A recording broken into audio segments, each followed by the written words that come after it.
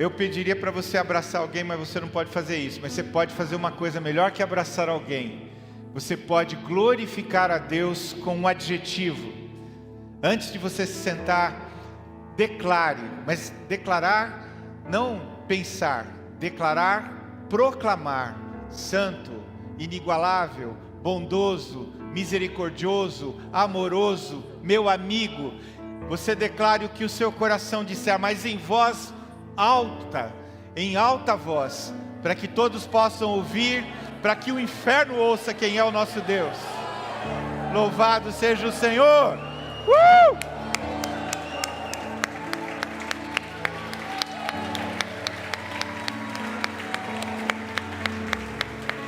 Sim, agora você pode se sentar.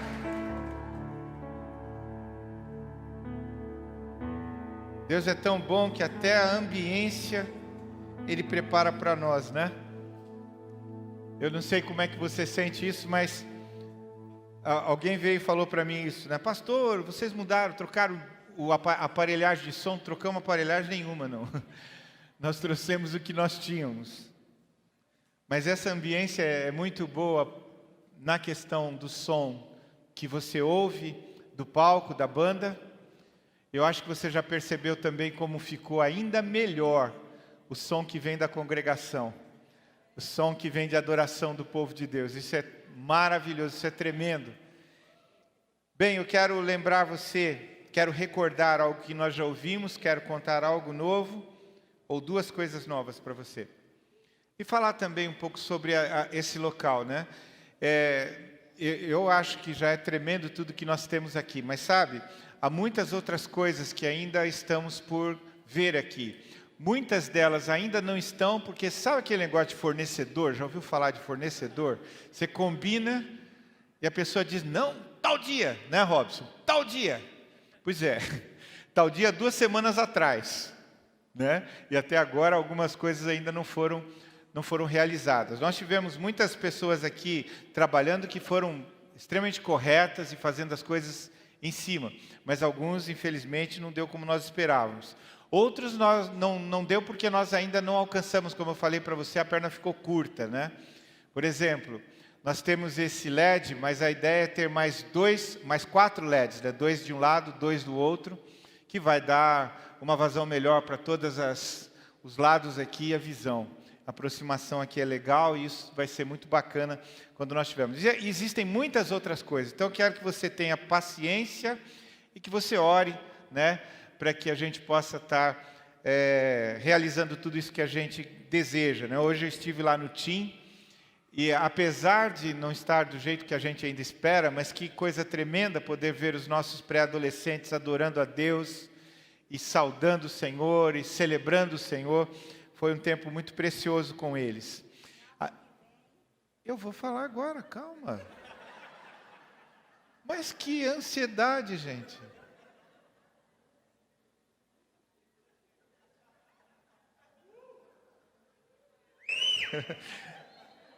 Tem que dar uma acalmadinha nela lá em casa. Pois é. O TIM, aí eu queria que os pais prestassem muita atenção nisso. Sábado que vem, às 15 horas, a liderança do TIM e algumas pessoas vão estar aqui para um encontro com os pais dos pré-adolescentes. Talvez você não seja ainda pai de pré-adolescentes, mas está chegando. Ou talvez você queira conhecer sobre isto, você pode estar. Agora, com respeito aos pais dos pré-adolescentes, eu queria colocar isso para você, não como um convite, mas como uma convocação. Vai se falar sobre essa faixa etária, como é que eles vivem, como é que é um pré-adolescente. E para você isso não é importante, isso é fundamental, você entender e conhecer. Ah, pastor, mas é que eu tinha que ir lá e tal, não sei o quê. Hoje de manhã eu estava falando uma coisa para os pais aqui na apresentação das crianças. Esse filho que você tem, essa filha que você tem, não pediu para ser teu filho nem para nascer. Você pediu uma bênção de Deus, Deus deu, então administra essa bênção. Cuida do teu filho, cuida da tua filha. A idade da pré-adolescência, eu estava conversando hoje com o Dudu, eu diria que é o último estágio para você alcançar seu filho. Você deveria ter alcançado no Zoom. Se você não fez isso, é a sua última oportunidade. Na adolescência a coisa já foi. Especialmente na geração em que nós vivemos. Então, eu estou falando sério, pai. Estou falando sério. Você precisa estar aqui. Isso é um compromisso inadiável e negociável. Você deve honrar o seu filho e honrar a Deus fazendo isso. Poxa, pastor, que puxada de orelha. Cara, nós estamos dizendo que Deus quer nos usar para invadir uma cidade. Você acha que vai invadir só com adulto? Você acha que vai invadir só com a nossa geração? Se você tem essa ideia, você não entendeu nada. Deus não salva só adultos. Deus salva crianças. Deus salva pré-adolescentes, salva adolescentes. E eles não são a igreja do futuro, eles são a igreja de hoje, conosco. Então você precisa prezar por isso, e ninguém mais do que você, pai e mãe, são responsáveis e precisam levar a sério isso. Se você não cuidar do seu filho, tem muita gente que quer cuidar. Então cuida para que outros não cuidem. A comunidade, o team, é apoio para você, mas não são os pais deles. Não tem essa responsabilidade. Uma coisa que eu falei de manhã em relação aos meus filhos era assim para mim e para a Nana. A responsabilidade é nossa. A igreja ajuda, mas a responsabilidade era minha e da Nana. Não tem conversa, não tem negociação. E eu falei isso brincando, mas é sério. Os filhos não pediram para vir ao mundo. Nós pedimos. Alguns de vocês até vieram, pastor, ora por mim, porque nós não engravidamos e tal. Engravidou, agora louve o Senhor com seu filho e dê o melhor para ele. E não queira ser o proprietário do seu filho, nem o monopolizador da atenção do seu filho. Seu filho deve ser preparado por você para a vida, não para ficar com você. Você vai cuidar dele para Deus. Isso precisa ser muito compreendido. Cristão, abra os teus olhos e entenda, você cantou, agora pratica, né? Abre os meus olhos para você ver a realidade das coisas. Senão esse filho que você ama, que você quer, que você gosta, mas que você não tem tempo para vir no sábado, que você ia jogar bola, como é que você vai deixar de jogar bola para vir numa reunião de pais de pré-adolescentes? Se eu pudesse passar um filme seu sem você vir na reunião daqui 10 anos, aí você ia entender por que você deveria vir nessa reunião, mas aí é tarde. Aí já não dá mais. Aí você vai vir, pastor, ora pelo meu filho. E eu vou dizer para você, porque eu vou lembrar desse dia, com todo prazer. Você lembra quando eu falei para você? O que você fez? Eu estava falando de manhã, vou me alongar nisso, porque é um negócio sério. Eu me lembro que eu e a Nana fizemos tudo, mas apesar de nós fazermos tudo, houve um tempinho na vida do Lipão que só a graça de Jesus, o nosso ensino, nosso amor, nossa dedicação não foi suficiente. Então, se você fizer tudo, você ainda corre o risco. Se você não fizer nada, você entregou. E aí não tem o que fazer. Eu sei que é grave, mas eu preciso falar. Nós não estamos brincando de igreja. Ninguém está brincando de igreja aqui. A coisa é séria, né? Nós queremos ver os nossos filhos comprometidos com Deus, os nossos netos comprometidos com Deus, os nossos bisnetos comprometidos com Deus, mesmo que nós não os vejamos, os nossos tataranetos comprometidos com Deus. Mas para isso nós temos que ser uma geração comprometida com Deus, em todas as implicações. Então, sábado, 15 horas. Mulherada, se você não fez sua inscrição para o Essência, você deve fazer. É um investimento na sua vida para o seu crescimento. Nós vivemos um momento muito grave da nossa história, onde você recebe informações as mais esquisitas de todos os lugares, de todas as fontes. Então você precisa estar preparado para enfrentamentos históricos na sua vida. Nessa conferência, nós vamos ter aqui a Mônica Figueira. Ela é autora de um livro incrível, Irresistível. Um livro tremendo de mulheres. Se você não leu, vale a pena você ler. Nós temos na nossa livraria e vale a pena você vir aqui. Naine, a Nana, a Esther vão estar ministrando. Vai ser um tempo precioso de edificação, de confronto para você. Então não perca esta oportunidade. Maridão, como disse a Amanda, faz o seu esforço, empurra ela, fala: vai mulher, eu faço a sua inscrição, eu trago você, eu fico com as crianças. Ô louco pastor, fica com as crianças, bonitão. Qual que é a crise? Quantas vezes ela ficou por você? Qual é o problema você ficar com eles? Pega eles, vai lá para o Quiriri, vai pescar, vai brincar com eles, faz qualquer coisa. Invista na vida da sua esposa, porque quem vai ganhar com isso é você mesmo. Então invista e leve ela para esse encontro. Eu creio que agora foi tudo, né? Bom, tem uma coisa que eu quero falar para você, como sempre, né?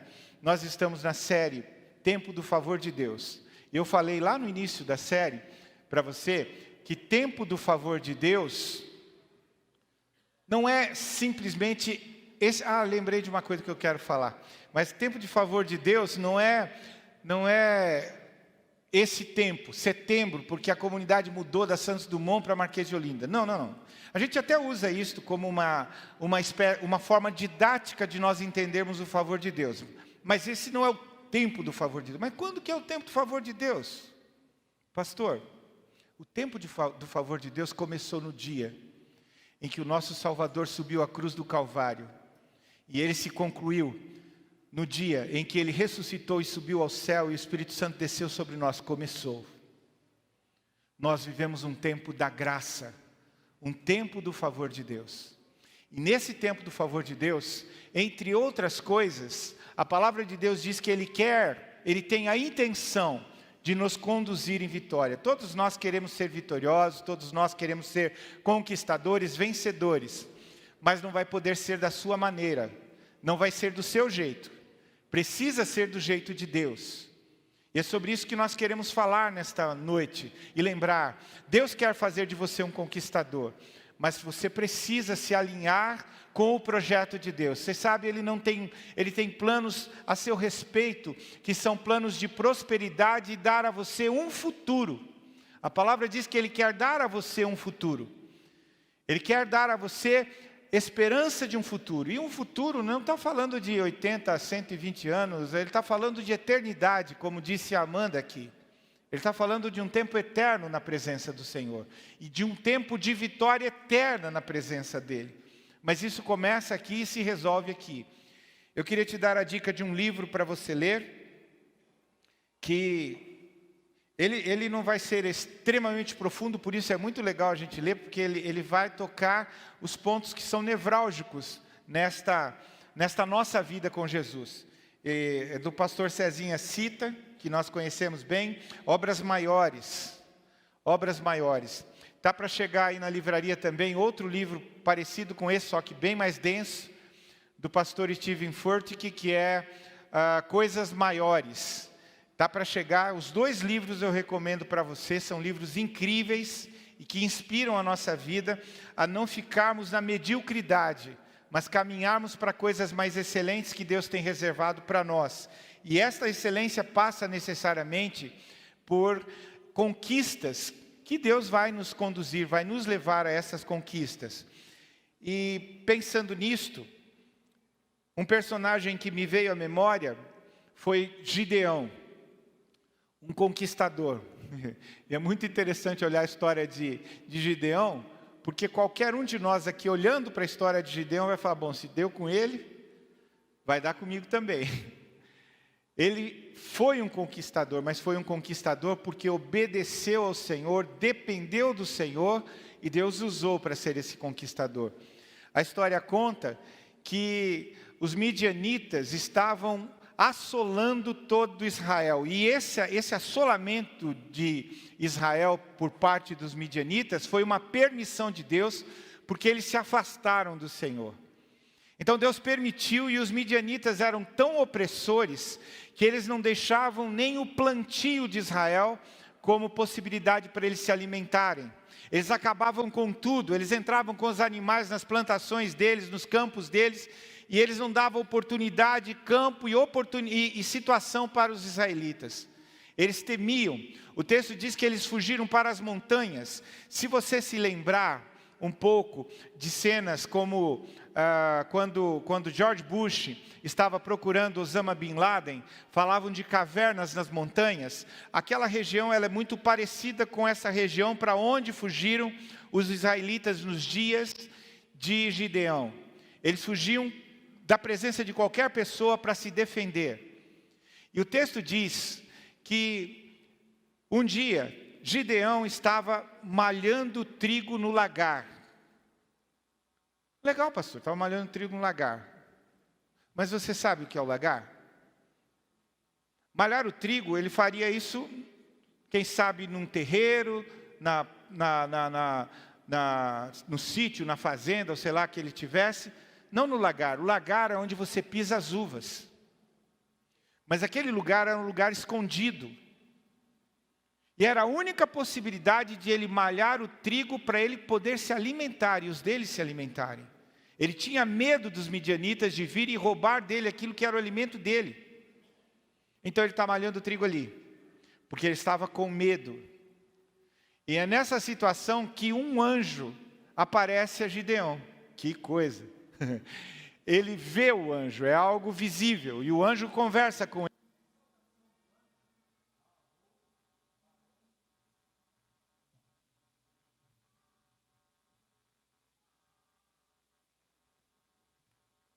A saudação do anjo é: bem-estar, servo valente, o Senhor é contigo. Servo valente malhando trigo no lagar? Como assim? Qualquer um diria, o próprio Gideão pensou que a palavra dada pelo anjo era uma palavra irônica. Mas o anjo diz que o Senhor é com ele, e diz, olha, ele percebe que aquele homem era um anjo de Deus e que Deus havia trazido uma palavra para ele. Então ele diz para o anjo, olha, eu vou buscar um animal, eu vou matar esse animal, vir aqui e prestar um sacrifício a Deus no altar. Ele vai, prepara o animal, traz tudo aquilo que era necessário. O texto diz que ele coloca o animal por sobre o altar, e depois ele joga caldo, provavelmente algum tempero que ele preparou, jogou por sobre o altar. E o texto diz que o anjo toca o altar. E fogo vem do céu. Isso lembra cenas tipo Elias, né? E queima aquele animal. Gideão teme tudo aquilo. O texto diz que mais tarde o Senhor procura Gideão e fala para ele, olha, vá à casa do teu pai, derruba o altar a Baal, que era da casa de Joás, o pai de Gideão. Ele vai lá, Deus diz para ele, você vai lá, derruba o altar, presta um sacrifício a mim, pega o poste ídolo que é feito a Deus, Azera, que é de madeira, você corta ele todo. Ele vai e faz isso, e com a madeira do ídolo, ele faz a lenha e põe fogo e queima um altar para o Senhor. Ele prepara um altar para o Senhor. Eles ficam sabendo disso na cidade, querem matá-lo, e procuram Joás e dizem, entrega o teu filho, porque ele fez algo terrível. Ele derrubou o altar de Baal. O pai dele diz, olha, se Baal tem alguma coisa contra Gideão, que ele venha e lute contra Gideão. Que ele mesmo defenda a sua posição. O que ele estava dizendo é que ele confiava em Deus. E ele não cria que aquele ídolo poderia fazer alguma coisa. Desta cena em diante, nós vamos ver Deus falando agora com Gideão no sentido de ele vencer os midianitas. E a história começa aqui, eu vou falar algumas coisas à frente, que são partes de como Deus vai usar Gideão, esse homem medroso, como eu e você. Esse homem que é improvável, como eu e você, para acabar com os midianitas e restabelecer a sorte de Israel. Esse homem improvável vai se tornar um conquistador. Mas eu e você, olhando para ele, precisamos saber e não se esquecer. Quem levantou Gideão foi o Senhor. E como ele levantou Gideão, ouça isto. Ele pode e quer levantar-nos nos nossos dias. A palavra de Deus diz através do apóstolo Paulo que ele quer nos conduzir em vitória. Mas não é vitória simplesmente da conquista de um emprego novo, do carro novo, da casa nova. Não. Isso tem a ver com o reino de Deus, tem a ver com o Senhor. O que Gideão estava fazendo não tinha a ver necessariamente com Israel. Não tinha a ver necessariamente com Joás, o seu pai. Não tinha a ver com o próprio Gideão, tinha a ver com o Senhor dos exércitos, o Deus Todo-Poderoso.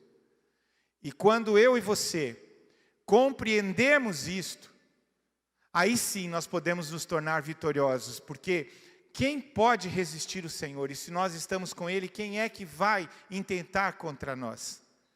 Deus tem planos de vitória para mim e para você, mas é preciso que nós consideremos isso. Então essa história começa com esse encontro de Gideão com Deus. E é a imagem, ou uma imagem da nossa oportunidade no tempo de crise e necessidade que vivemos. E aí eu olho para o contexto histórico que nós vivemos. Esse é um tempo de medo, de ansiedade, de temor, de confusão. Eu quero crer que é um tempo extremamente oportuno para a igreja se levantar em nome do Senhor e na autoridade dEle e manifestar ao mundo porque o Senhor enviou o seu Filho a nós, porque seu Filho morreu por nós, porque Ele levantou da morte e quais os planos que Ele tem para mim, para você e para todas as nações. Esse é o tempo da igreja, queridos. Esse é o meu tempo, é o seu tempo. Nós precisamos estar imbuídos desta confiança de que no Senhor, nós somos mais que vencedores. Então a chamada para a conquista é uma chamada que eu quero compartilhar com você, que se desdobra. Primeiro é uma chamada para uma vida de valor. Se você olhar para o versículo 12 do capítulo 6, o texto diz: então o anjo do Senhor lhe apareceu e lhe disse: o Senhor está com você, homem valente. Nós sabemos que Gideão não era esse tipo de homem valente. E quantas vezes Deus vem a mim, em muitas situações da minha vida, e talvez se apresente para mim também: Evaldo, é você o cara. Hã? Quem? Para quê, Senhor? Não, eu tenho um plano para a sua vida. Você vai começar uma comunidade. Mas Senhor, eu mal saí de onde eu estava, Senhor, tanta luta, tanta coisa. E agora o Senhor diz que eu vou começar uma comunidade. Como assim?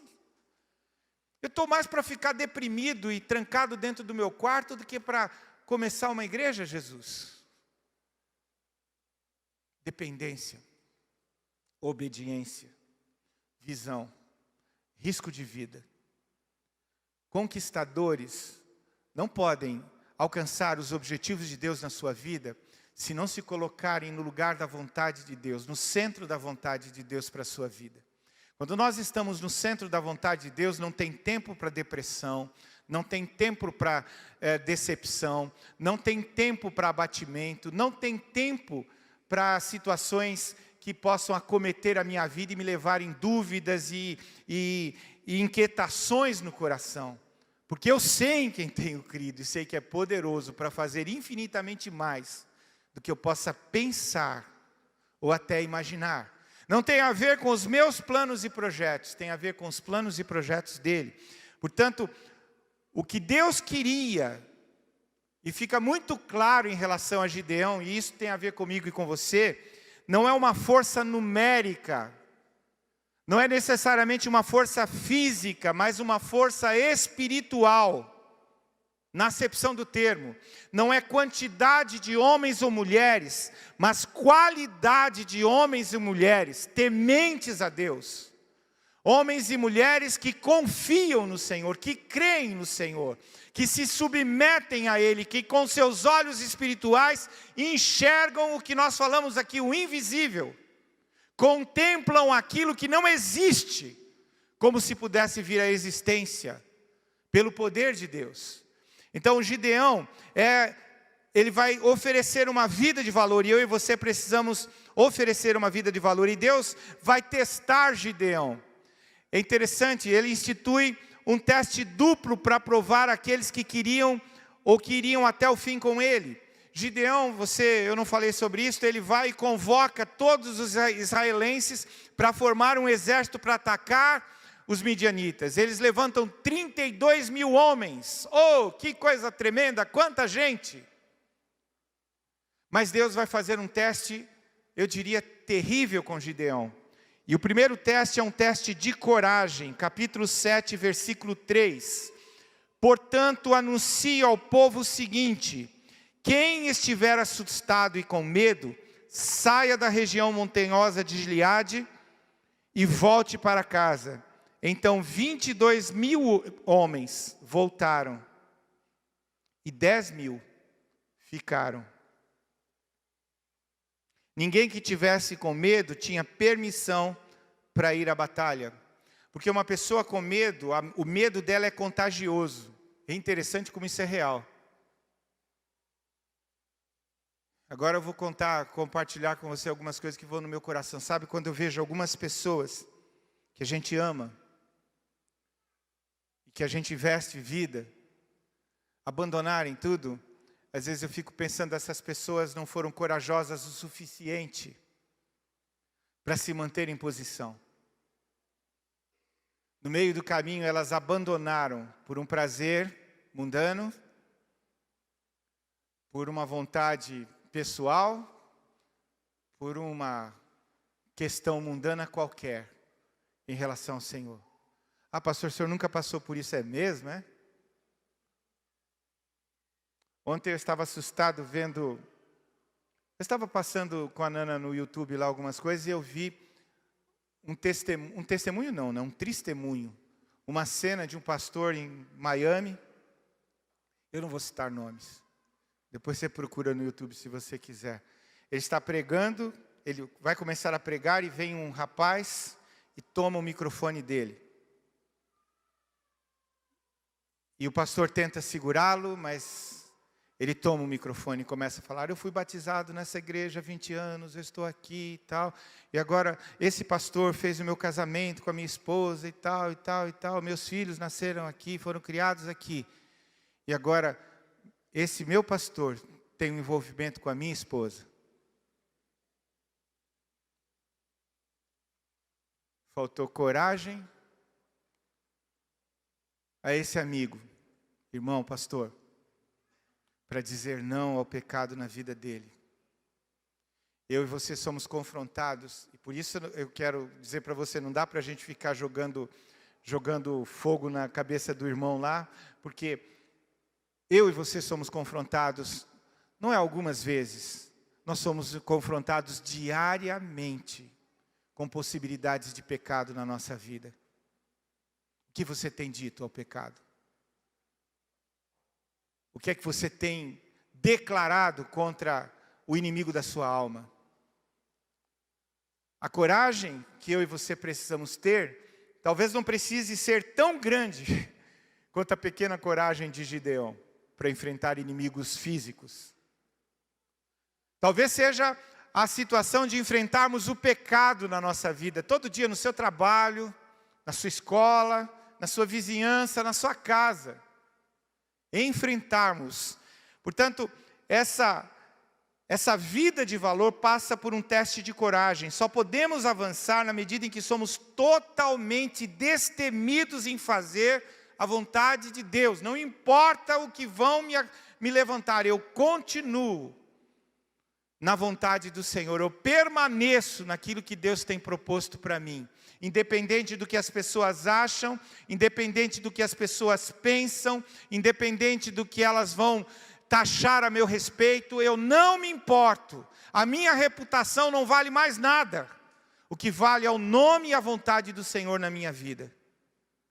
Estes destemidos é que serão os conquistadores. Basta você ir para a galeria dos heróis da fé em Hebreus 11, você vai ver que esses são os conquistadores, homens que permaneceram, mulheres que foram irredutíveis em suas vidas em relação ao Senhor. Mas não há só um teste de coragem, há um teste de fidelidade.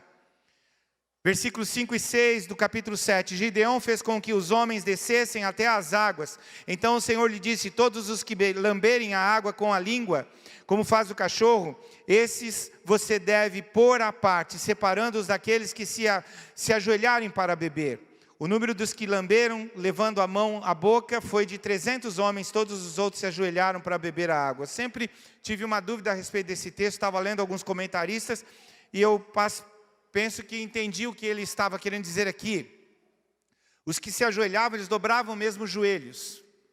E é óbvio que se você estiver dobrado, você vai ter dificuldade para se defender de alguém que vem contra você. A ideia dos que lamberam é, ele desce a mão em concha, levanta e ele está esperto. Eu estou pronto para quem vier contra mim. Destes, dos 10.000, só 300 lamberam a água para se saciar a sua sede. Só 300. Ficaram então 9.700 homens que foram dispensados. Se para Gideão 32.000 homens que ele conseguiu levantar, e isso eu estou falando de forma categórica, já era pouco para enfrentar os midianitas, com 300 então como é que vai ser? Foi um teste de disposição para confiar e para prontidão de servir a Deus com coragem e fidelidade. Eu não sei como é que é com você, mas sempre Deus prova a minha fidelidade em assuntos que são cruciais, são esquinas da minha história. Ele não me prova em coisas que eu sei facilmente vencer. Ele me prova, por isso é prova, em situações onde eu preciso prevalecer em fidelidade ao Senhor. Eu preciso continuar firme em relação ao Senhor. Deus testa a nossa vida, queridos. Às vezes você pensa que aquela situação que envolve teu amigo no serviço tem a ver com ele, com o diabo, porque o diabo... Não, é Deus que está provando a sua fidelidade. Provando se você realmente pode ser colocado sobre algo maior. É muito fácil você pensar em ter algo maior, olhando para um irmão, olhando para um empresário, olhando para um amigo. Olha como ele conquistou tudo isso, como é que pode e tal. Você não viu a história. Você não viu o preço pago. Gideão precisava ser fiel e aqueles homens precisavam ser fiéis. Então a chamada para a conquista é uma chamada para uma vida de valor, mas é uma chamada para uma vida de visão. De visão. Apesar de grande êxito, do grande exército que estava lá no vale, os midianitas eram numerosos. O vale estava tomado de midianitas. E eles estavam acampados ali esperando para atacar os israelitas. Mas é no meio dessa situação tão difícil que Gideão vai ter uma visão. Visão da fraqueza dele e visão da grandeza de Deus. Versículo 13 diz, quando Gideão se aproximou do acampamento, eis que certo homem estava contando, eles foram lá para espiar o acampamento dos midianitas, contando um sonho ao seu amigo. Olha que interessante. Ele dizia, tive um sonho, eis que um pão de cevada vinha rolando dentro do arraial dos midianitas. A impressão que dá é que desce de algum morro, e ali era o arraial deles. Bateu contra a tenda de maneira que esta caiu, e se virou de cima para baixo e ficou estendida no chão. Eu não sei se você sabe disso, mas o pão de cevada era o pão que era dado para os animais, nem as pessoas queriam comer, era o mais simples dos pães. Era aquele que a gente dizia não vale nada. Era o símbolo da fraqueza humana. Um pão de cevada rolando por sobre o arraial dos midianitas. Quem é o pão de cevada? O pão de cevada é Gideão. E ele precisava confiar que Deus usaria a vida dele para conquistar os midianitas. Mas são 300 homens, Senhor. Mas é só esse valor que eu tenho, Senhor. Senhor, mas eu tenho só esses amigos, só esses irmãos no meu ministério, só esses irmãos no meu GP. Ele precisava confiar que Deus faria o impossível através da vida dele. Ele era o símbolo da fraqueza humana, uma verdadeira imagem de Gideão e seu punhado de homens. Gideão aprendeu que não podia confiar em si mesmo ou em outros. E com esta visão da fraqueza humana, é que ele vai enxergar a grandeza de Deus. Versículo 14 do capítulo 7. O amigo respondeu: isso não é outra coisa a não ser a espada de Gideão. Olha só. O inimigo está dizendo para o outro que aquilo que ele sonhou era a espada de Gideão, filho de Joás, homem israelita. Deus entregou nas mãos dele os midianitas e todo esse arraial. Será que Gideão precisava ouvir algo mais sonoro, harmonioso e gostoso para o seu ouvido do que isto? Mas muitos de nós poderiam ainda dizer, como o próprio Gideão poderia dizer: mas tem muita gente, como é que a gente vai enfrentá-los? Mas se até eles já estão crendo que Deus vai fazer, como é que eu não vou crer? E quantas vezes eu e você duvidamos até das palavras que o Senhor tem colocado sobre nós, e as pessoas ao nosso redor confiam no que Deus pode fazer, mas nós não. Somos pegos de surpresa na infidelidade, na falta de confiança no que Deus pode fazer.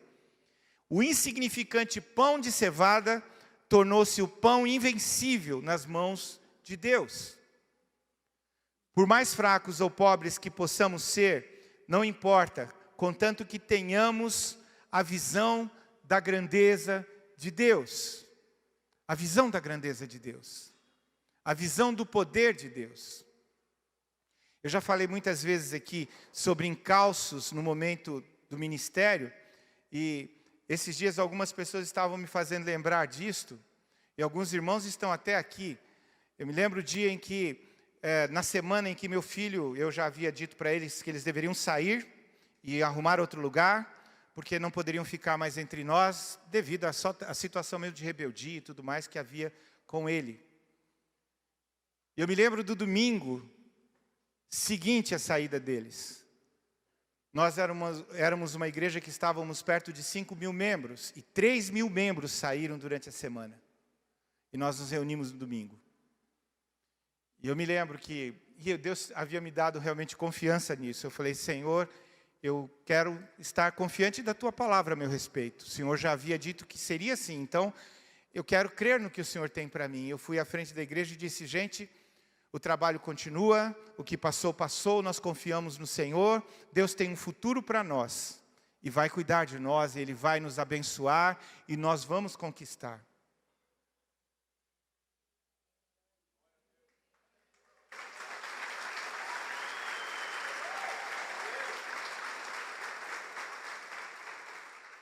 Essa é a quarta celebração hoje. Pela manhã nós tivemos a apresentação de crianças, 144 pessoas.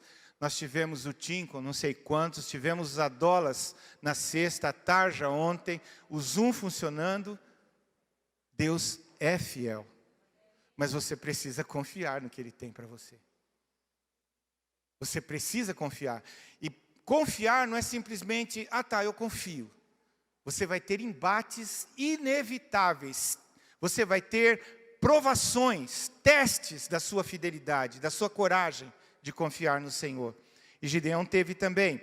Então ele nos chama para uma vida de valor, para uma vida de visão. Visão da nossa pequenez, mas a visão da grandeza do Deus que é conosco, do Deus que está conosco. E é uma vida de risco também. A chamada para a conquista é uma chamada para uma vida de risco. Versículo 15, quando Gideão ouviu o relato desse sonho e o seu significado, adorou a Deus, voltou para o arraial de Israel e disse: levantem-se, porque o Senhor entregou o arraial dos midianitas nas mãos de vocês. Uau! O rapaz do lagar, malhando trigo, agora está confiante no que Deus vai fazer. Ele ouviu aquele testemunho do midianita e aceitou o testemunho dele. E disse: o Senhor é conosco. E agora nós vamos atacar e acabar com eles.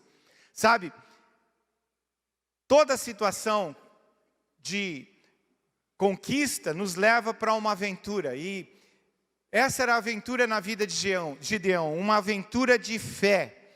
Uma aventura de fé na total dependência de Deus. Total dependência de Deus. O texto diz, entre os versículos, no versículo 16 do capítulo 7, então repartiu os 300 homens em 3 companhias e entregou a cada homem uma trombeta e um cântaro vazio e uma tocha dentro dele. Total dependência de Deus. Eu não sei se você conhece um pouco de estratégia de guerra, ela tem evolução na história, né? Naqueles dias o negócio era muito tratado, então os exércitos faziam seus tratos de como iam atacar, como fazia, estratégias e tal.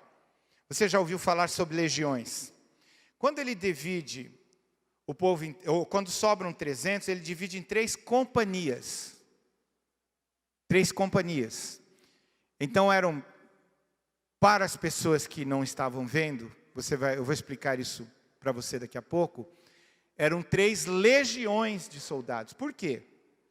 Porque cada legião vinha com exércitos dentro dela. E quando Deus diz para Gideão que ele deveria dar a eles uma trombeta, um cântaro e uma tocha, é que cada trombeta anunciava um exército vindo. Cada tocha, um exército. Você lembra do detalhe? Eles estavam, os midianitas, num vale, então embaixo. E os israelitas estavam nas montanhas. Era noite. E eles iriam atacar e precisavam confiar de que Deus daria vitória a eles. As trombetas e as tochas tinham apenas um propósito para os judeus. E é isso que eu e você precisamos entender quando Deus nos dá tochas, cântaros e trombetas. Ele nos dá isso para nós sabermos que Ele está presente. Ele está conosco, confia. Mas Senhor, um cântaro, uma tocha, uma trombeta, o que é que eu vou fazer com isto? Espere. O som da trombeta, a luz daquela presença vai colocar o inimigo em fuga. Como? Assim como esta fé, essa aventura de fé, é uma fé na total dependência de Deus, é também uma fé em completa obediência a Deus. Olha o que diz o versículo 17. E disse-lhes, Gideão, olhem para mim, e façam como eu fizer. Pensa, gente, eles estão em montanha cercando o vale. Eles teriam que dar toda a atenção ao que Gideão faria, para que eles pudessem conquistar. O que nós vamos fazer? Como é que nós vamos? Ouçam e prestem atenção, façam exatamente o que eu fizer.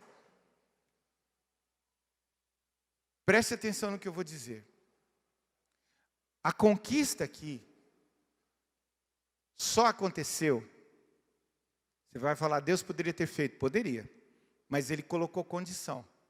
E a condição é que Gideão daria o sinal e todos fariam como ele. Teria que haver obediência total. Para que a conquista fosse alcançada. Fosse atingida. Não pode haver, então, aventura de fé sem obediência. Quando eu chegar às imediações do arraial, assim como eu fizer, façam vocês também. Nesse sentido, Gideão representava a voz de Deus. Como eu disse para você, escuro no arraial, eles por sobre a montanha, era noite. Provavelmente os midianitas nas tendas, dormindo, talvez alguns acordados de prontidão, poucos, mas escuro. Ao sinal de Gideão, em cima no monte, eles quebram os cântaros, tocam a trombeta, acendem a tocha. Lá embaixo eles olham para cima e entendem, meu Deus, é um mar de exército contra nós. Eles não enxergam ninguém. A gente está falando uma coisa que para nós, no nosso contexto, parece uma coisa tola. Mas no contexto deles isso era totalmente plausível. Como eles não enxergavam ninguém, eles achavam que o primeiro que estivesse na frente dele era o seu inimigo. Eles começaram a se matar um ao outro. E o que restou, diz o texto, Gideão e os israelitas saíram correndo atrás deles. E o texto diz que eles dominaram os midianistas durante toda a sua geração. Nunca mais, durante a vida de Gideão, os midianitas trouxeram trabalho para os israelitas. Assim é hoje, sua obediência, ou sem a obediência até a morte, e aí a gente tem um exemplo muito grato para nós, né? o triunfo não pode ser realizado. A palavra de Deus diz que o nosso Senhor foi obediente até a morte, e morte de cruz. E você acha que é muito difícil para nós sermos obedientes até não pecarmos? Ah, pastor, eu sou terrível a minha situação. O Senhor Jesus foi obediente até a morte, e morte de cruz. Ele é o exemplo aonde eu devo estar pisando, aonde Ele pisou, nas pegadas que Ele pisou. Portanto, você precisa ter uma vida de valor, de coragem, de fidelidade, uma vida de visão de Deus, uma visão da grandeza de Deus e da sua pequenez, uma vida de risco, uma fé de total dependência do Senhor e completa obediência a Deus. E por fim, uma vida de vitória. Para termos essa vida de vitória, veja o que diz o versículo 22. Ao soar das 300 trombetas, o Senhor tornou a espada de um contra o outro, e isto em todo o arraial, que fugiu na direção de Zererá, até Bet-sita, até a divisa de Abel-meolá, perto de Tabate, tocando a trombeta, quebrando o jarro, ficando no lugar. Essa é a posição que eu e você temos que ter. Para olhar para isso, para triunfar sobre o mundo, a carne e o diabo, deve haver proclamação. A trombeta é o sinal de proclamação. Assim, versículo 20, as 3 companhias tocaram as trombetas, despedaçaram os cântaros, seguravam a tocha na mão esquerda e a trombeta na mão direita e gritavam, espada pelo Senhor e por Gideão. O toque das trombetas aqui simboliza a necessidade que eu e você temos que ter de proclamação da palavra. E aí não tem a ver só com proclamar salvação para que as pessoas entreguem a vida a Jesus, mas proclamar a palavra com a nossa vida, vivermos a palavra de Deus. Nós dizemos que amamos a Deus, que amamos a sua palavra, mas desobedecemos a sua palavra, não vivenciamos ela, não vivemos conforme ela nos ensina. A palavra de Deus, esse dito da reforma precisa ser recuperado entre nós. A palavra de Deus, a Bíblia, é a nossa regra de fé e de prática. Não é o que o pastor diz, não é o que a convenção não sei quantas diz, mas o que a palavra de Deus diz. Ela precisa ser a regra de fé da minha vida. E as pessoas precisam olhar para mim e dizer, esta pessoa segue uma regra, ela segue uma lei, ela segue uma forma de vida. E você pode dizer, eu sigo a palavra de Deus, eu sigo a Bíblia, eu creio no Senhor, eu creio na sua palavra. A Bíblia não é apenas um livro literário interessante, ela é a revelação de Deus a mim e a você. Ela é a revelação de Deus para mostrar os seus caminhos a mim e a você. E eu e você podemos discernir o nosso caminho através da palavra de Deus. Salmo 119, 105. Lâmpadas para os meus pés é a tua palavra e luz para os meus caminhos. Se eu tenho problema no meu casamento, eu tenho direção na palavra de Deus. Se eu tenho problema no cuidado, na instrução do meu filho, eu tenho instrução na palavra de Deus. Se eu tenho problema no meu trabalho, eu tenho instrução na palavra de Deus. Se eu tenho problema com os meus amigos, eu tenho instrução na palavra de Deus. Se eu sou tentado na minha vida, eu tenho instrução na palavra de Deus. Ela é o norte para a minha vida. Eu preciso conhecer a palavra de Deus e eu preciso proclamar a palavra de Deus. Mas eu preciso também aplicar a palavra de Deus a mim. Aqui eu quero fazer de forma analógica. Olha o que diz o versículo 20. Assim as 3 companhias tocaram a trombeta, despedaçaram os cântaros, seguravam a tocha na mão esquerda e a trombeta na mão direita e gritavam, uma espada pelo Senhor e por Gideão. Nós compreendemos isto hoje, que a vitória e a glória de Jesus habita em nós através do Espírito Santo e ela deve resplandecer na nossa vida. Sim, para que as pessoas conheçam o Salvador, com certeza. Porém, eu e você precisamos estar aplicando, é o que o apóstolo Paulo fala, diariamente, a cruz de Cristo na nossa vida. Mortificar a velha natureza para poder confiar mais em Deus, implica em crucificarmos a nossa velha natureza. O orgulho, a presunção, a autoestima escondem a presença e o poder de Deus na nossa vida. Quando eu falei aqui sobre reputação, eu não preciso de reputação nenhuma, queridos. Eu preciso do Senhor. Eu preciso do Senhor. A minha reputação está nas mãos dele. Ele faz o que ele bem entender disto. Hoje nós temos conhecido muitos cristãos, homens de Deus, mulheres de Deus, com a sua reputação lá embaixo. Mas nós olhamos para ele e vemos homens e mulheres tementes a Deus, dependentes do Senhor. Então, reputação, querido, isso não importa muito, não. Importa é servirmos ao Senhor, confiarmos nele, crermos no que ele tem para nós. Somente uma vida crucificada pode revelar um Senhor crucificado. Só uma vida crucificada. E essa é a única resposta para um mundo, a carne e o diabo. Um cristão crucificado. O diabo foge da cruz. Ele teme a cruz. E eu e você precisamos nos encontrar com a cruz de fato e de verdade. Ela não pode ser uma experiência do dia em que eu entreguei minha vida a Jesus e fiz uma oração. E aí eu fui batizado e então agora eu vou viver a minha vida e pronto. Você se lembra do chamado dele?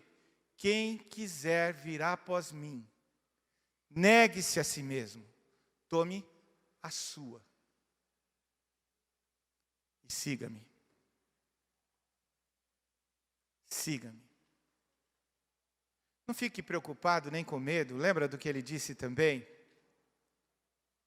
Se você está cansado e sobrecarregado, vinde a mim, eu vos aliviarei, tomai sobre vós o meu jugo, e aprendei de mim, que sou manso e humilde de coração, e você vai encontrar descanso para a sua alma. Você acha que a sua cruz é pesada? Se você quiser carregar com a sua força, vai ser mesmo. Mas se você trocar com ele, uau! Aleluia! O seu fardo é leve e suave. E ele toma aquilo que naquele dia histórico ele tomou sobre o Calvário de você. E leva sobre ele. E carrega você pela vida em vitória. Conduzirei em vitória. Não sei se você tem a noção disto. A imagem que Paulo tinha era o dia que o imperador de Roma, ele entrava em Roma, na avenida principal, num desfile, trazendo os despojos da vitória que ele conquistou. Ele entrava e todo o povo aclamava o grande imperador vitorioso. Paulo está dizendo para mim e para você, que quando a minha vida e a sua vida estiver morta em Cristo,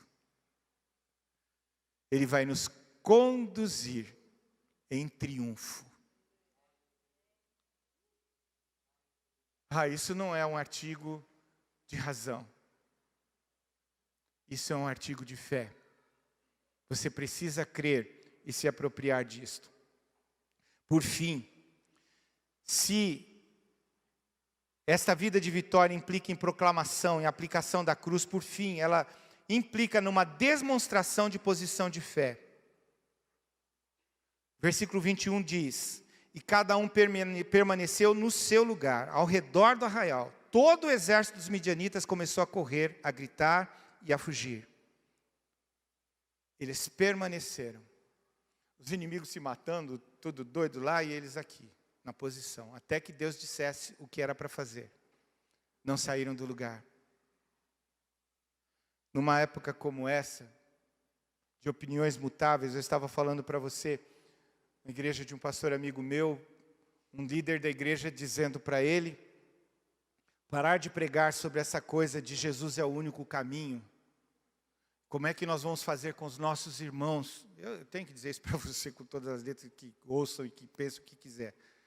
Nossos irmãos espíritas, umbandistas, budistas, islâmicos, o que eles vão pensar? Eu sei lá o que eles vão pensar, mas que Jesus é o único caminho, é. Ele é o único caminho. E eu preciso manifestar que Ele é o único caminho. Eu preciso me manter na posição. Mas isto é antiético, isto não é moralmente correto. Eu estou lá preocupado com moralmente correto. Eu estou preocupado com a palavra de Deus e com o meu Deus. Ele me garante vida eterna. eu quero a vida eterna nele, eu estou garantido nele, eu não preciso deste mundo, eu não preciso das coisas desse mundo, eu tenho uma herança, uma promessa maravilhosa sobre mim, é sobre ela e nela que eu descanso, e eu preciso descansar. Então, a chamada para a conquista é uma chamada para uma vida de valor, uma vida de fidelidade, de coragem, uma vida de risco, uma vida de fraqueza humana, mas de dependência de Deus, de visão da autoridade do Senhor, uma vida de vitória. Uma vida de aplicação da cruz, de posição de fé. A questão é se Jesus é ou não supremo em sua vida. O que o senhor está querendo dizer, pastor? Sabe, cada um de nós, e aí falando de uma forma sociológica, psicológica, podemos entender isso, a grande luta minha e sua, é mais terrível do que imaginamos. Quando eu digo para você, disse muitas vezes, eu amo a Nana e ela é uma situação que pode me levar a não fazer exatamente o que Deus quer, essa é uma verdade. Mas há uma verdade muito mais grave em mim, muito pior do que esta. Ela tem um nome, e o nome desta gravidade na minha vida é Evaldo. Ele é um perigo para a vida dele. A velha natureza dele de vez em quando quer voltar, quer tomar posse. Eu estava ouvindo, acho que a Esther falar sobre isto, e o Evaldo muitas vezes quer ser o ídolo da sua vida, da minha vida. Ele quer tomar o lugar de Deus. Ele se acha muito importante. E ele julga que ele tem direitos e situações de promessas. Então Deus tem que fazer isso para mim, porque Ele prometeu. Eu não fiz nada.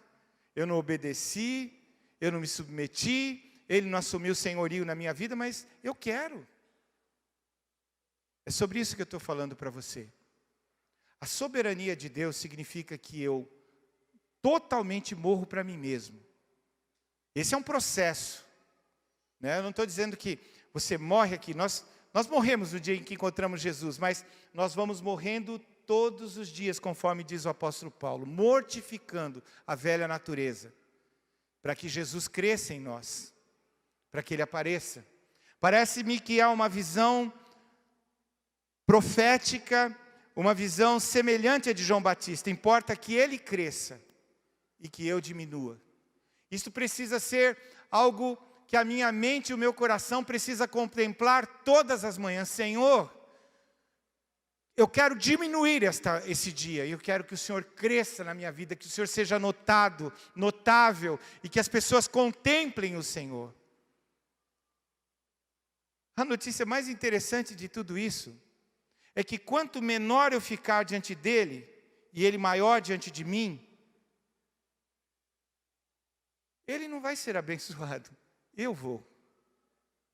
Que segredo estranho, que lógica esquisita. Mas é exatamente isto que a palavra de Deus quer ensinar para mim e para você. Nossa mente, ela foi totalmente contaminada pelo pecado. E ela nos induz a sermos derrotados. Por isso fica fácil para o inimigo das nossas almas. Ele veio para roubar, matar e destruir. Alguém que já está querendo se destruir. Mas Deus quer fazer de você uma nova criatura. Um homem e uma mulher semelhante ao seu Filho bendito, ao seu Filho Jesus. Para você ser um conquistador, comece pelo começo. Renda-se a Ele. Então conte com Ele para estar em você e através de você em tudo o que Ele prometeu. Mas é necessário que você se renda. Que você levante as suas mãos. Lembra de filmes de faroeste? Levante as suas mãos e diga: Senhor, eu me rendo. Pode tomar conta de tudo. O Senhor é o dono dos meus bens, dos meus familiares, dos meus sonhos, das minhas vontades, da minha profissão. O Senhor é o dono dos meus dias, do meu respirar. O Senhor é o dono da minha vida. E Ele vai dizer para você: eu sei os planos que tenho a seu respeito.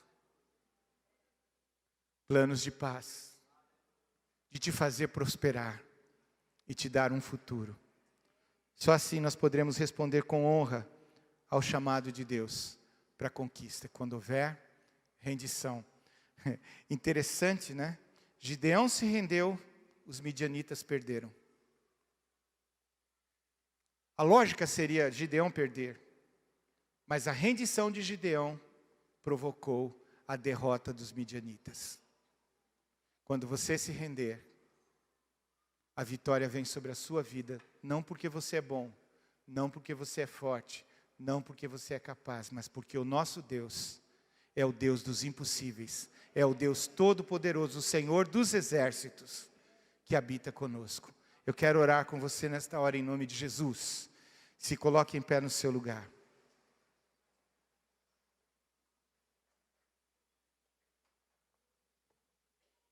Se você puder, depois, lembre-se desses livros que eu citei, Obras Maiores, Coisas Maiores.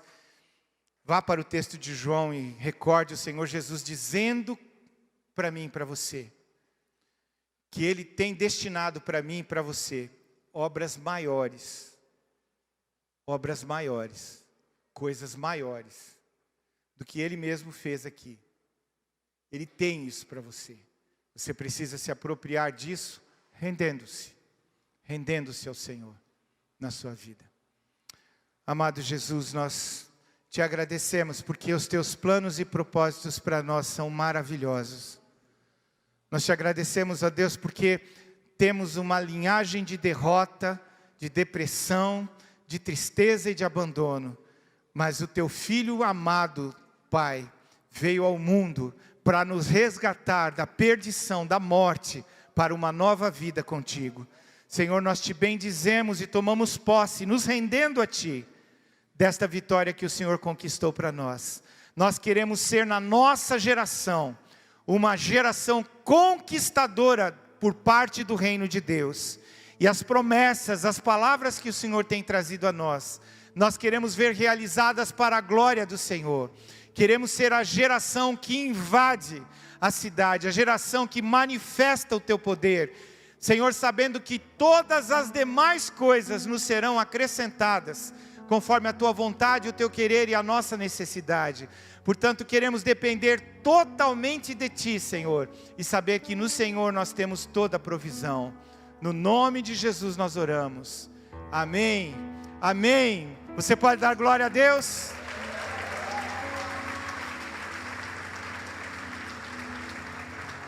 Meu querido, minha querida, Deus quer fazer de fato de você um vencedor.